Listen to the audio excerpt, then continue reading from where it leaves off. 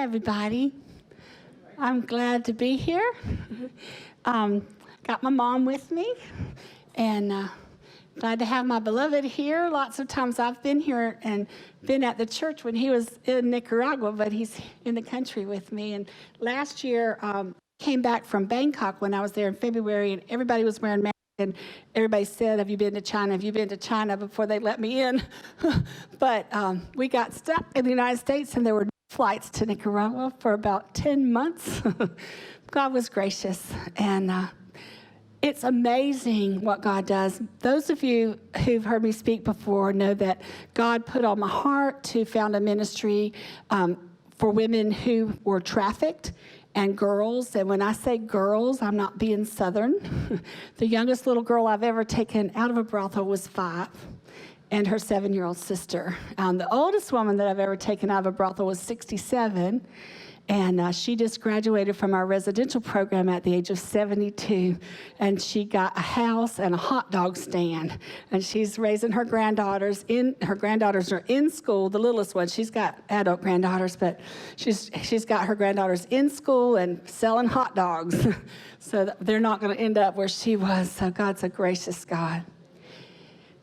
I think the last time I was here, I think it's been 2 years, but it could have been 2.5, because I usually come either fall or spring, so I'm not 100% sure. But this was a difficult time for Nicaragua, and it caused widespread unemployment and widespread hunger. And Nicaragua was a country that had 60% unemployment or underemployment.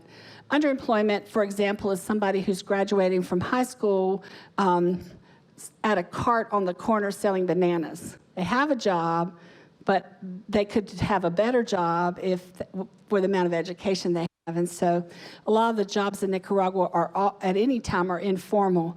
But since the riots happened and the upheaval, lots of people have lost their jobs, and then the pandemic hit, and lots more people lost their jobs. And then the government fired almost all of their employees and is just paying them by the job instead of having benefits and salaries and all of that.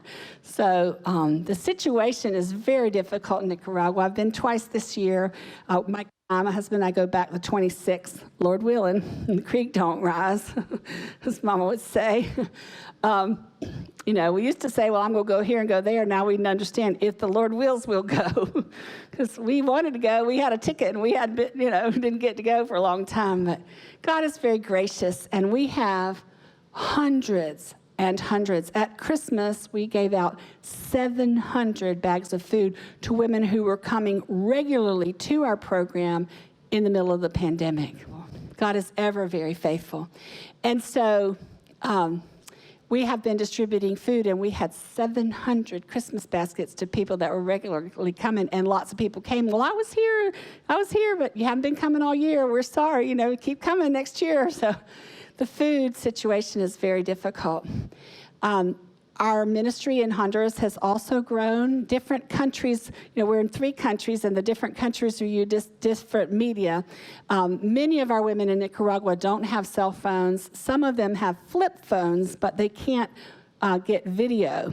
So what'll happen is somebody, like at the church, Mike would preach and send it electronically to Nicaragua, and somebody might have a phone or a tablet and internet, and then 6, 8, 10 people come to that person's house and are watching church on one little phone or one little tablet, because they just don't have them. So in Nicaragua, mainly, if they do have a phone, they don't have minutes on their phone, because you have to pay, so they can get WhatsApp, but they don't all have a smartphone. So we send verses by WhatsApp, we send messages by WhatsApp to Nicaragua and Honduras.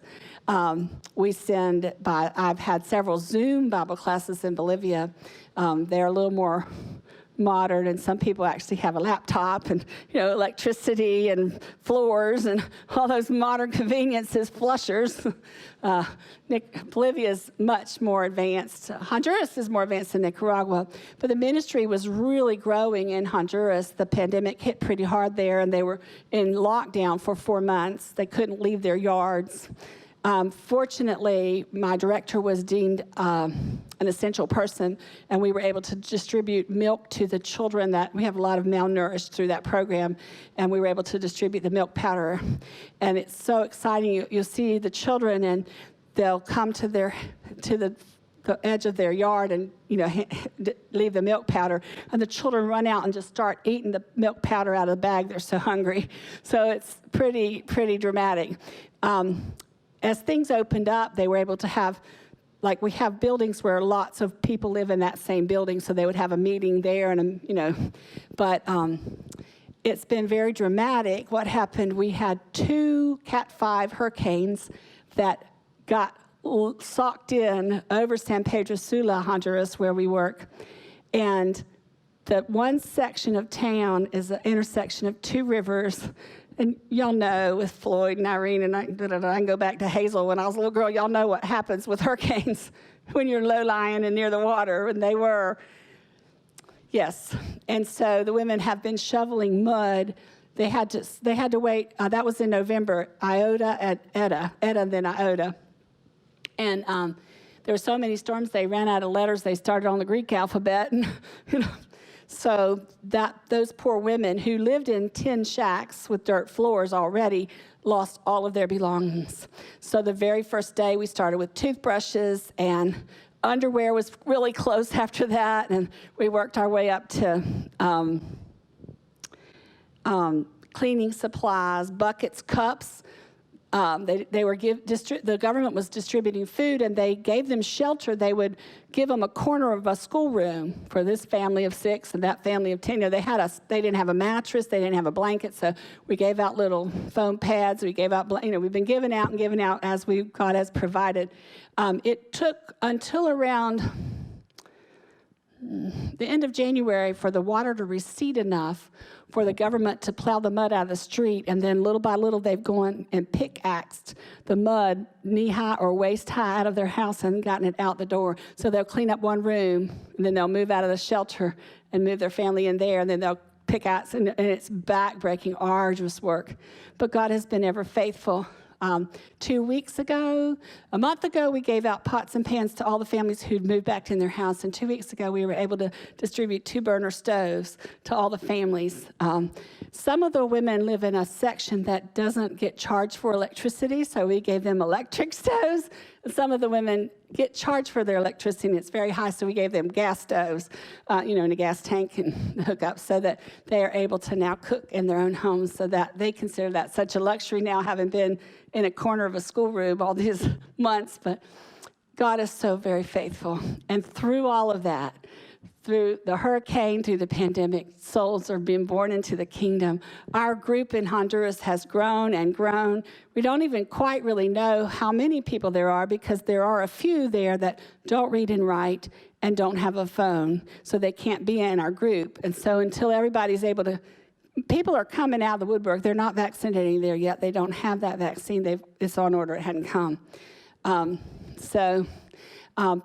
It's a spike there now. They have the Brazilian strain, and so it's a new strain, and they're back on not very many people. Like every 5 days, it'll be your day, and that day you can go to the grocery store or to the bank, or, they're very strict. If it's not your day, you can't get in unless you're, like a diplomat or something. You have to be, they're very strict. And so God's faithful, and he is winning souls to the kingdom. I want to talk to you about one family. It's one thing to talk about all these women. I could talk to you about our residential center in Bolivia and all of what's been happening there in Cochabamba, but I want to introduce you to one family, and it's a multi-generational family. And so 7 years ago, we had a woman come to live at our residential center in Managua, Nicaragua. And she was very traumatized, very wounded, very distressed. And she just had one arm. Little by little, she was able to open up to us that she was from a farming community up in the mountains. She started working on the farm when she was 5, never went to school, does not know how to tell time, does not know the days of the week. One time after she lived at House of Hope for a year or two, she came up to me and said, "How old am I?" This woman has 8 children, and she asked me how old she was. So I said, "Well, do you have an ID card?"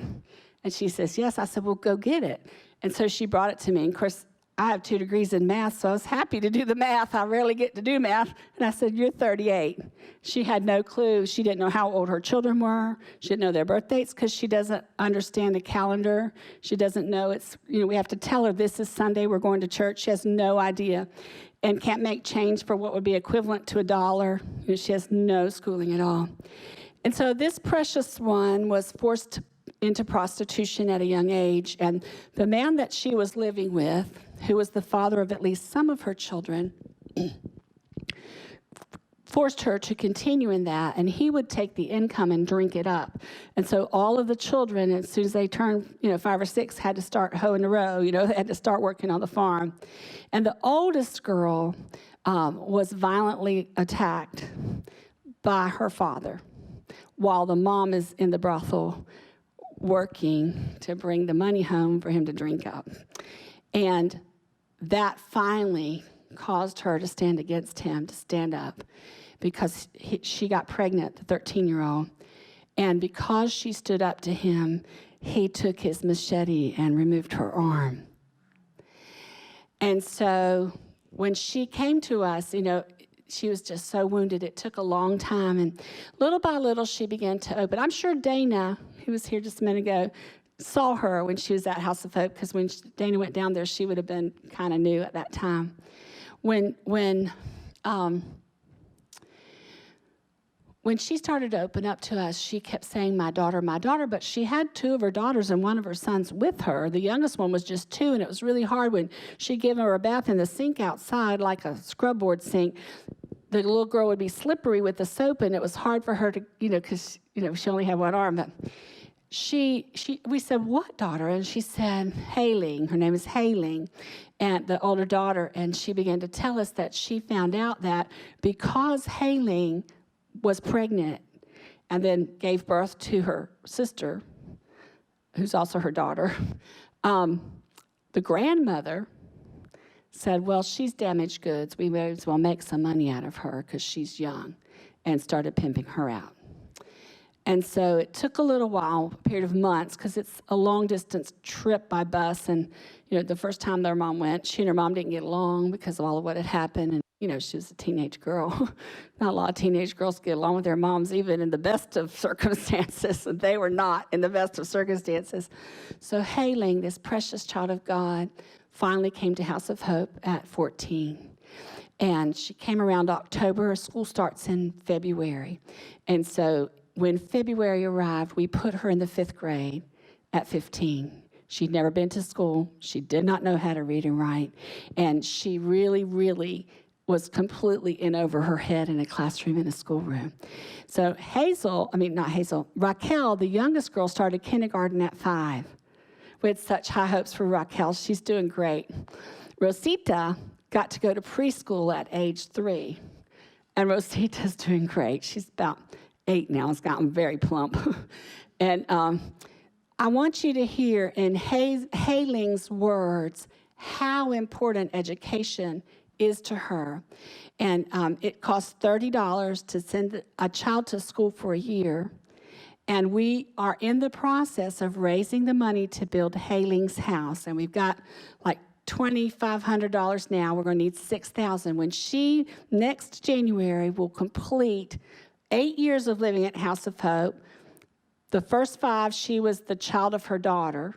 She was the daughter of her mother, and she was treated as a minor child and was not doing all the program. And then for the last 3 years as an adult, she's been working the program, and she will graduate from the residential program, and we will build her a house, a little tiny house. Y'all call it a shed or a shack, and we'll start her in a business. But she's in the 5th grade now. It's a 4th, 5th combination in the same year, which they do for adults that are still in elementary school. And this is Havlin in her own words. Hi, I'm Jessica, and I live here in Managua, Nicaragua, and I've been coming to House of Hope the past few years. Bueno, mi nombre es Hailey. Hi, my name is Havlin, and I have been living at House of Hope for 5 years. I have 2 children, one who's 6 years old and one who is 2. I'm 20 years old. I came to House of Hope when I was 14 years old. I've lived here more than 5 years, and I'm 20 years old now. Thanks to the Lord that I have learned how to read. This year, I purposed in my heart that I was going to do it. I knew that I could. I'm thankful to the people who helped me, and now I can read. I don't read perfectly, but I can read. Can you tell us about the role of education in the life of your daughter and your son? Educación para mí es importante. Education is super important for my children because it's going to make them better people, and it's going to give them more opportunities in life. Education is also important for me so that I can have more opportunities in life. What type of opportunities did you have for education when you were a child, and how is it different for your kids?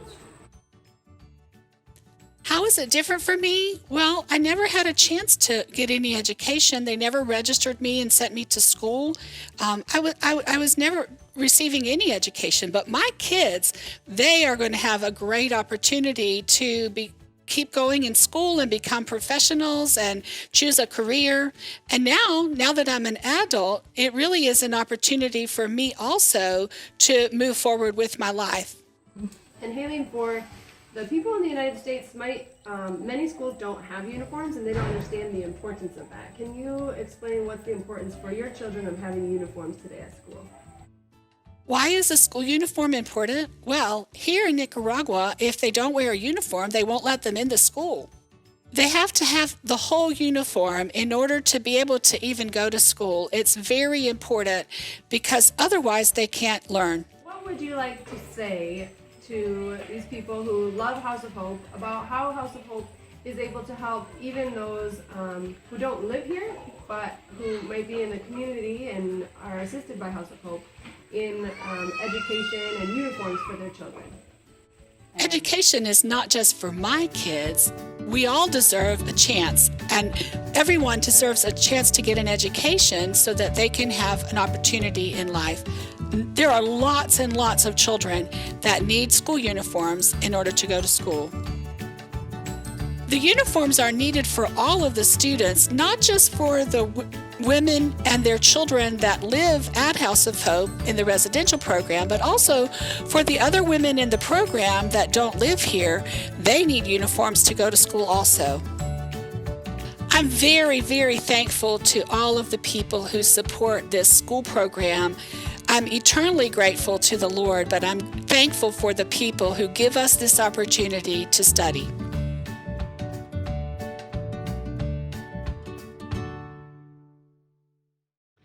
I'm excited to tell you that so far this year in Nicaragua alone, we have purchased 1,614 school uniforms. And if a mother, we have a longevity program, and depending on how long they've been in the program, how many uniforms they qualify for, the maximum they can get is 3, even if they have 10 kids. Gregoria has 16, but the max they can get is 3. But the longer they're there, the more they qualify for. And I'm happy to tell you that we were able to supply the uniforms for the women, and that's just a God thing. I wasn't able to visit any churches. I wasn't able to speak in any churches. Since March practically till this week, basically. But God has been so gracious and so ever faithful. We have not yet bought the uniforms for our children in Honduras. We have about 100 kids. They have been virtual. And the way they're virtual, the government provides free Wi-Fi during school hours for school children. And if they have to have a device. And so some mothers, like Rosa, has a smartphone, but it doesn't charge. It's not new. It has to be plugged in. So her 5 and her 2 sisters, too, sit around this phone getting their schoolwork off their phone and copying down the problems and doing their homework to not lose their school year. But I'm excited that starting in June, they'll be going so many days a week to school. So this month, we're buying school uniforms in Honduras for those kids. We really only have 3 families that we buy school uniforms in Bolivia now because the other girls just have little babies that don't go to school, or they're older that their children are adults and not living at the home, so we don't have, it's a smaller program in Bolivia. So, but God is so ever faithful. And I just wanted to tell you that this church is a blessing to me, and this church has a part to play. You can be a hero to a child and help them go to school. It can change their life for a generation. It really can, generations to come. Look at Auda, and then I look at Havlin. She can now read. She stumbles, but she can read her Bible now, Havlin. And I see Hazel, her daughter, who's 7.5 now, and she reads a lot better than her mama, and she's going to get through high school. I've purposed in my heart to make sure that child, it's a big accomplishment if anybody in your family graduates from elementary school at 6th grade, but if this child is going to make it through high school, I'm determined. And their mom, both her mother and her grandmother are going to do everything they can to see those girls through school so they don't have to live through what they did. And they're allowed to play when it's not school time or homework time. They're allowed to be children, and that's so exciting to me to see them. But Hazel has got a great self-esteem, and she's proud of her little self, in not a bad way, being proud of what I think that's good, a good thing. And so it will be a help to her as she grows older and needs to say no to those boys. It'll be a help to her to have a good self-esteem. So I just, you can play a part in this, and I appreciate so much. And if anybody wants to help us with Havlin's house, any little bit will go towards what we need to get for her. So Lord bless you. My beloved is coming, and he's going to share out of the Word of God for you tonight.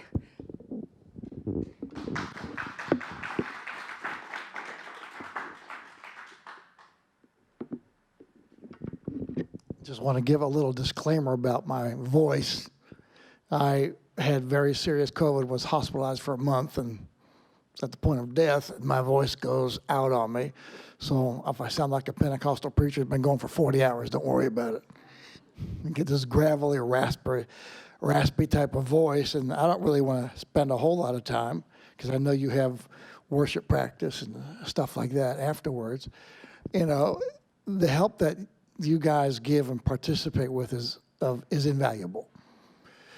Man can tell you how many seeds are inside of an apple. Only God can tell you how many apples are inside of a seed. Because you don't really know what God is going to produce out of something. It may seem insignificant at the moment. We're all looking for these massive, epic life experiences. And God works through ordinary, average things and does extraordinary things with them, usually through a process of time, to see how we are and what the fruit will become of that. So, I don't have anything deep to share. I'm going to do something really horrible. Being a missionary, I'm going to share a missionary verse. Oh, my gosh. I know you're thinking, oh, here we go. Just because it isn't like the old days when the missionaries would show up with a slide projector. You hear people snoring in the back before you even start. But anyway, I just want to go to the verse. You probably know it very well. Let me get my glasses on here, and that's Matthew chapter 9. I know you probably know the verse by heart. You know the story of the verse and how Jesus saw all the people who were lost like sheep and didn't have anyone to really minister to them, and he felt for them. And you know the verse. It says the harvest is truly plentiful, right? And then he says what? Therefore, reading out of New King James, therefore pray to the Lord of the harvest that he does what? Send forth laborers into his harvest. For years, I was making a big mistake by praying for the harvest. That's not what he asked to do. He asked, the harvest is already out there. He asked for us to pray for laborers, not for the harvest. But there's something in the context of this very well-known verse, and we've been on the field since 1978. But I had a internal paradigm shift in terms of what mission work is, because frankly, we're all missionaries, to be honest with you. We all have a missional call to some degree to talk to someone, to share our life with someone, to let God work through us. So it's true that some of us go to different places and on the field in some strange places outside of our cultural and linguistic experiences. But there's something that was in this particular verse that struck me. This was years ago. And I looked at it and went, wait a minute. because it said, pray to the Lord of the harvest. Did it say that? At least in this version. Pray to the Lord of the harvest. And a question came to my mind. Am I serving the harvest of the Lord, or am I serving the Lord of the harvest? There is a world of difference. And there was a massive paradigm shift that took place in me. A lot of people, in terms of church and missions, they're serving the mission, they're serving the church, they're expecting recompense out of that. You know, the work of God is a very heavy thing, and that's not something you and I can do on our own. We can't carry the weight of people's issues all the time without collapsing with it. I mean, I had so many counseling cases. I remember one day in the country we were living in, I had like 8 very serious family counseling cases. And you know, if you've done any counseling, each one of those cases was an end of the world scenario to them, and no one else existed. And by the time I was finished with the day, I was done. I don't want to talk to nobody. I'm finished. The weight of trying and them looking at me to solve their issues, which of course that's not what it's about anyway. The whole thing, counseling, would be directing them to somehow, in a more sane and workable fashion, reach to the Lord. But this shift of looking at the work and mission, I see a lot of missionaries come down to the field over the years, and they don't last very long. Their vision is to work for the harvest of the Lord. A lot of them don't make it just because of sheer linguistics. You know, some people get down there and they're 30 and 40 and 50 years of age. You know how difficult it is to learn another language when you get past 30 or 40? It's just very disturbing and difficult and humiliating. Not like making a fool out of yourself all the time, and have people, when they look at you, laugh at you. We had a missionary in the country of Bolivia. She was, ¿cómo puedo decirlo? She was she was big. So she went to the market, and she had her English-Spanish dictionary with her. Dangerous thing to do. So she wanted to ask, how much? So she looks up in her dictionary, and how, como. Then much, mucho. She says, como mucho. And the guy said, se le nota, señora. What she said was, I eat a whole lot. He says, yeah, it's obvious, lady. And then when she found out what she did, she wanted to crawl in a box somewhere and disappear. You know, things like that happen over and over and over and over and over and over and over again.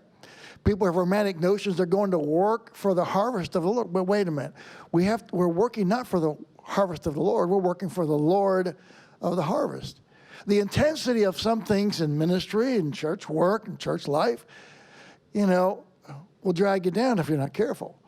There's no mercy in the work towards me. God has mercy on me. And what that relationship means, that was a major paradigm shift for me in terms of being a missionary. I realized the quality of my intimate relationship with Him is what gave me whatever stamina I needed to be able to attend to His work. He says it's His harvest and not mine anyway. So I had to do it took me a while. I would like to say it was poof, and all of a sudden the next day, no, it took a while. Because we are creatures of habit.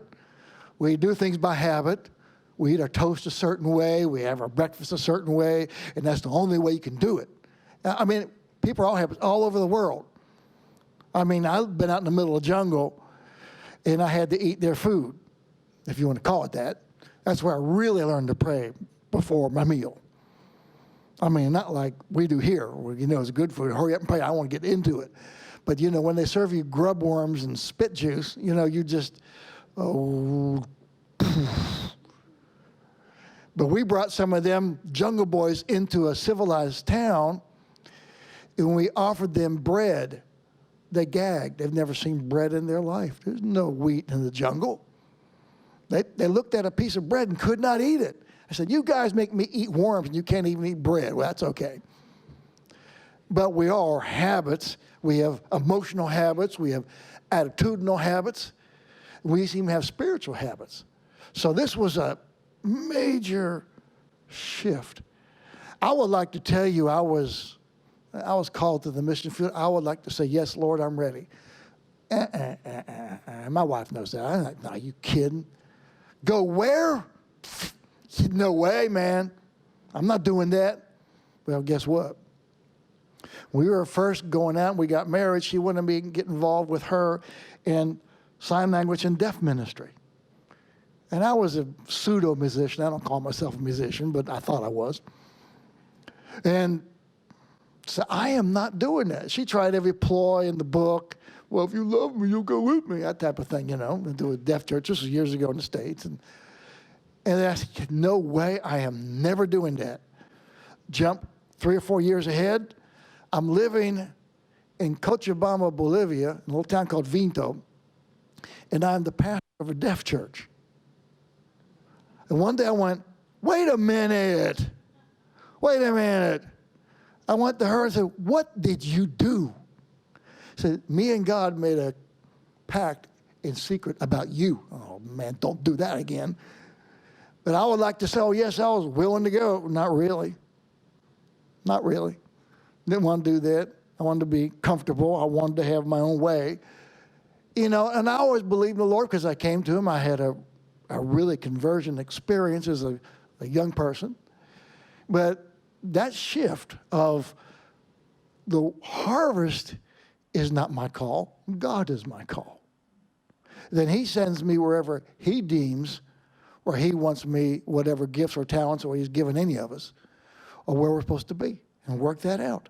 So that was a major paradigm shift inside of me that took away a lot of pressure in a lot of harvest-oriented or church-oriented. There's a lot of performance-based expectation out of people.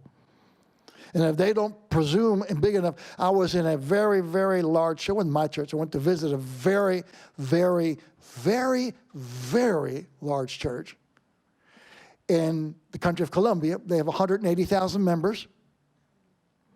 But the whole structure is based around performing well to impress everyone else who's within structure of leadership. If it's all performance-oriented with no relational thing to the Lord in terms of understanding that, it'll wipe you out completely and totally. I mean, there is work to be done. Now, don't misunderstand. I'm not saying be lazy, but I had to have that shift. I had to go, okay, wait a minute. Let's stop the train here for a second. What am I doing this for? I was expecting to get something out of this. I would like to get some recognition and some fame. People to see me as the great missionary. Are you kidding? That's all wrong. That's the paradigm of serving the harvest, not serving the Lord of the harvest. So that paradigm shift, which took a number of years to be quite honest, in me, started turning things around somewhat. Now, I would like to say, well, as soon as that turned around, man, everything went, not really. Remember, God works through ordinary experiences and ordinary people, and usually very difficult situations, particularly overseas. But, you know, any place can be difficult. You know, trying to get through. You ever try to get through to someone and you know you're not working? Have you ever had that experience? You know, you're trying and they give you that look. You know, I had a Bible study I was doing in a certain part of a city in Central America, and they never got past the 3rd grade. So I brought, and maybe you've heard of the book called Walking Through the Bible in a Year. I don't know if you've heard that. Anyway, it's in an outline form. I forgot to realize they've never seen an outline before. So I talked and I said, you guys know what I'm talking about? I'll never forget their face. Y'all understand? Uh-oh, we're in trouble here. So I had to spend 3 to 4 months teaching them how to use an outline. And then I would ask, do you guys have any questions? And they would respond like this. They didn't know how to ask a question. Then I had to teach them how to ask a question. And then they would not shut up. I mean, it just went on and on and on and on. I was like, wow, man, I shouldn't have done that mess. But when the whole idea, the whole concept of mission work is just no different than here. You want people to have that relationship which is transforming with the Lord within the context of His work, of course, because otherwise, if we're serving the harvest, you know how many pastors get burned out? How much, and not just here, overseas, I mean, they get burned out like crazy because their paradigm that they have is I'm serving the harvest, therefore the harvest owes me something. No, it doesn't. It weighs you down. It'll take you to the ground and leave you there, be honest with you. Well, God, He's the one who has mercy on me. He's the one who makes the provision available, all within the context and structure of how He's planned it out for us. I want to go to one more verse, and I'll finish up with this. In 1 Corinthians chapter 15, very last verse. 1 Corinthians 15, very last verse. After a long and brilliant dissertation by the apostle about the importance of Christ's resurrection, the whole process and thought is tied up with something regarding his work. And I'm reading from the New King James. I like all the different versions. And I got myself in trouble in one church one time. I was doing English, and I really should have said what I did, but I'll say it now, see how you react to it. But I opened up, okay, we're going to read from the original language of the Bible, the King James, which was later translated into Hebrew and Greek, right? Anyway, verse 58, after a long dissertation given by the apostle regarding the importance of resurrection, says, therefore, my beloved brethren, be steadfast, immovable, always abounding in the work of the Lord. And it's something very key, because a little preposition phrase that as part of that is that paradigm shift. Okay, knowing that your labor is not vain in the Lord. Doesn't say for the Lord. World of difference here. It says knowing that your labor is not in vain in the Lord, not for the Lord. In other words, there's nothing I can do for Him that's going to impress Him in the first place. To be quite honest with you. It's that relationship that I have to constantly develop, constantly work on, constantly learn how to pray in an adequate sense in that relationship. It's a time-consuming process. I wish it was instantaneous, but it's not. Something we work on every day. Intimacy is not natural to us with God. It has to be something that the Holy Spirit works within us and through us. So when the work is being done, whatever it is, where you guys are doing that, it doesn't matter where we're at. It has to be done in the Lord for the work of the Lord. It's Him through you touching someone else, and you in Him touching someone else. So we're all part of this missional concept that is one relational based. Because the power of your relationship with Him will determine whatever success that work will have in terms of who you talk to, who you reach, the influence and the circle of influence that you and I might have. It's really amazing. We started a men's fellowship breakfast. And what it wasn't the usual thing. I was in charge. I said, I'm just a facilitator. What we do, get together, and there's nothing as good as having coffee that's straight off the fields, by the way. You know, you think you got Starbucks, you guys don't know nothing, you know. I used to go to the Italian coffee shops in Santiago, Chile. Oh, man. Have you ever had good Italian coffee in Latin America, way down? The cups are only this big. You can barely get your little finger into the little slot to even carry the thing. I think, man, what a sissy thing this is. But it's so thick that your spoon stands straight up in the thing. Man, one sip of that and your eyebrows are singed off your head. And you don't stop until you collapse. Boy, I love that stuff. But anyway, we had some really good coffee. Most people overseas think American coffee. I'm going to get in trouble now. It's just basically colored water. But anyway, We'd get coffee, we'd bring local food in, and then we would start working through the book of Proverbs. One little bit at a time, just sat around a big table. We'd have anywhere. I didn't like big groups because if it's 50 or 40, it's no longer personal. It's now a different dynamic. But I tried to keep it around 10 to 15. It would start growing. And I would ask each one of them to read a verse. They'd never done it. It's not in a religious setting. It's not in a church.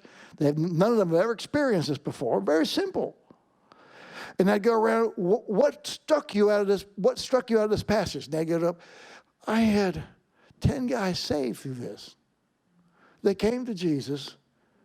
They had questions, and they were able to do it without seeming to be a threat to someone's leadership.